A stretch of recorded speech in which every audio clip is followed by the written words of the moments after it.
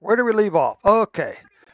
Okay, America. Welcome back to your Caribou Data Science channel, and also welcome back to Twitch. America, if you this is your personal invitation to to my live stream this evening at 8 p.m. There's a link to the on Twitch. There's a link to my Twitch account in the description below. So bookmark that site and then come back and join us 8 p.m. Eastern Time for Dave's Data Analytics, where we're all about our programming data analytics. Okay.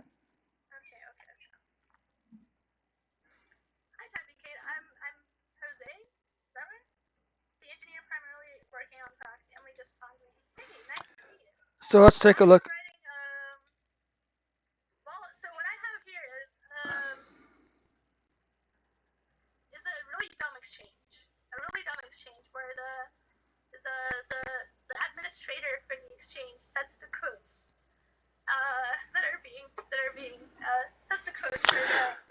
Let's make sure.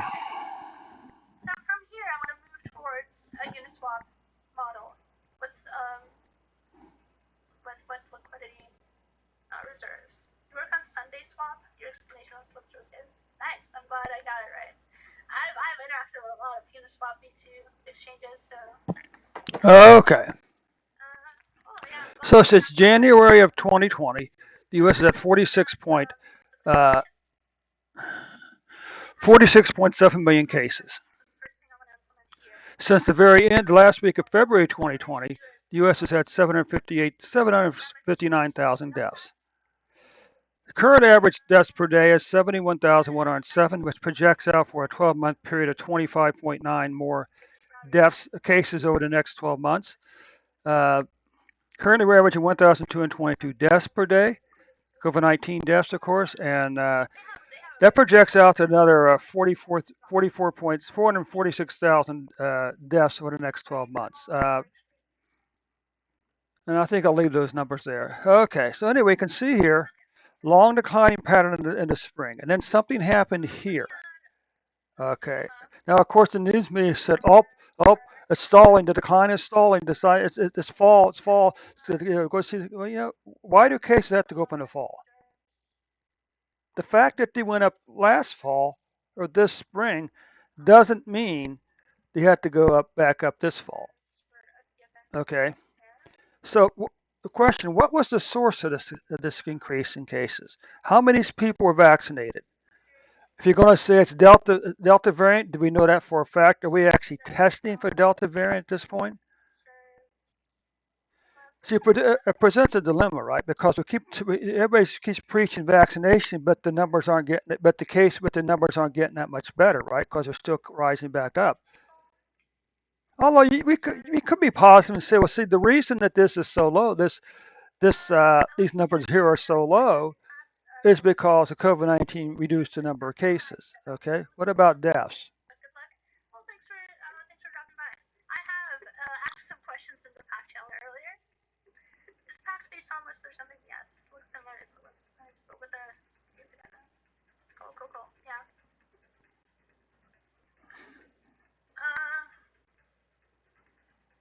Okay, okay. So the pack, this young lady, I'm kind of keeping one eye on this stream over here. She's a printed programming language called Pact. And someone says, is Pact based on a Lisp or something? And he said, yeah. This other person said, yes. That right there should be a should. Whenever you hear the phrase Lisp and programming, an alarm should start going off in your head. Bells and whistles should be going off in your head because right there, because you're always starting out on the wrong foot. I mean, why in heaven's name would you want to base a language on Lisp for? What Lisp is a bunch of gibberish to begin with. Okay.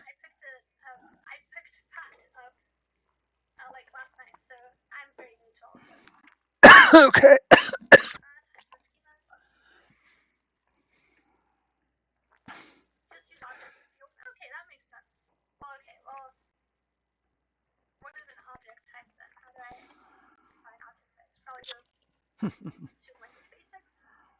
Okay. What about this? Again, the long decline. Oh, by the way, The deaths for the first quarter of this year are overcounted by 4,000, or 4,000, roughly 4,000 too high because of Ohio. And by the way, the deaths for the fourth quarter of 2020 are too low by close to 4,000, a minimum of 4,000. Again, compliments of the of the governor of Ohio. Okay. Nonetheless, a long declining pattern down to here. You can see here at one point for a few weeks, deaths were below 500 per week, but now they're climbing back up. Uh, in all honesty, the red line is probably a better measure because it cuts through the volatility. But nonetheless, you can see the spike here, and then there's a spike all the way down there.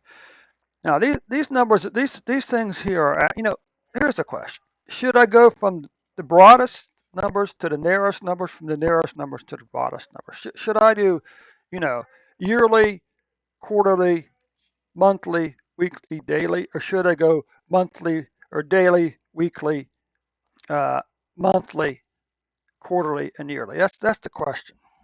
That's the question.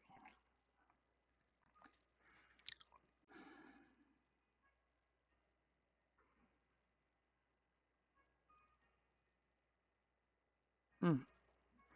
So you can see here that we have had more cases in 2021 than 2020. Now here's the trouble. That spike back in July and August, September kind of ruined our numbers for the year. Okay, because look at this.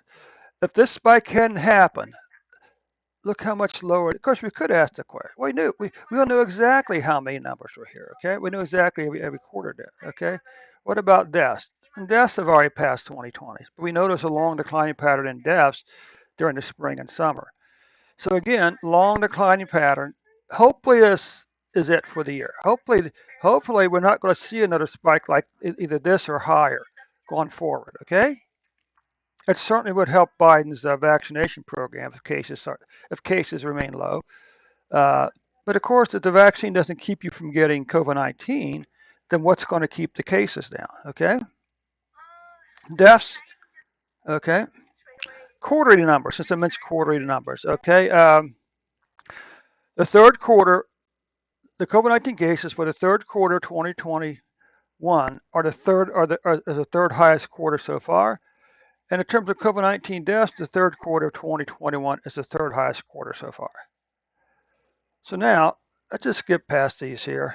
I need to come back and redo this this report a little bit. Okay.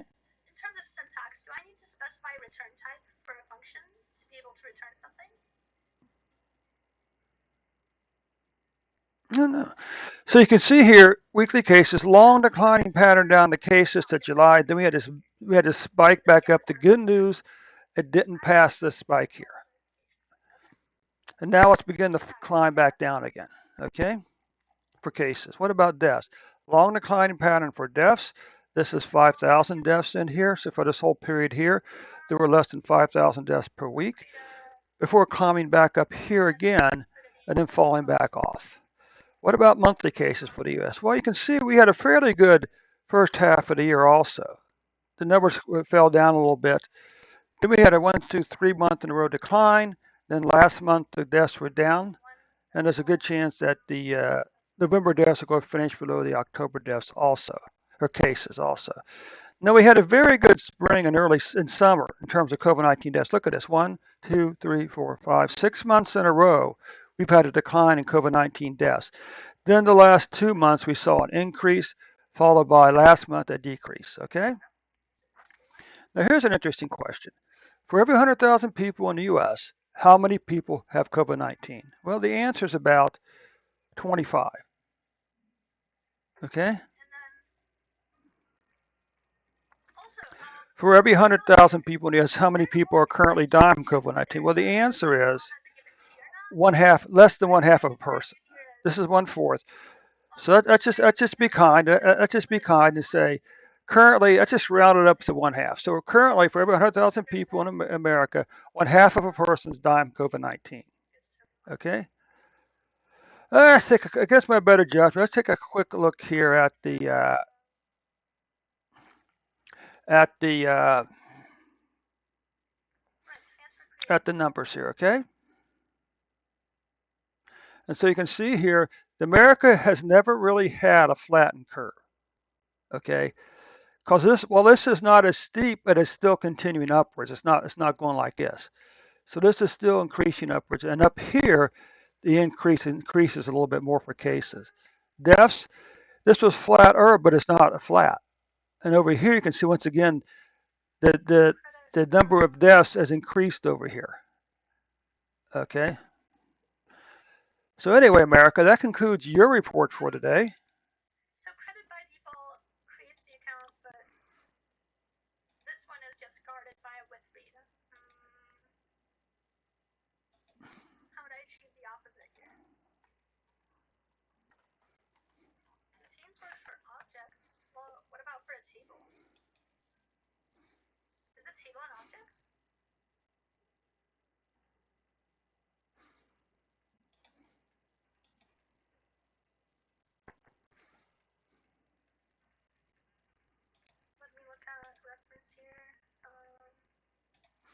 Okay.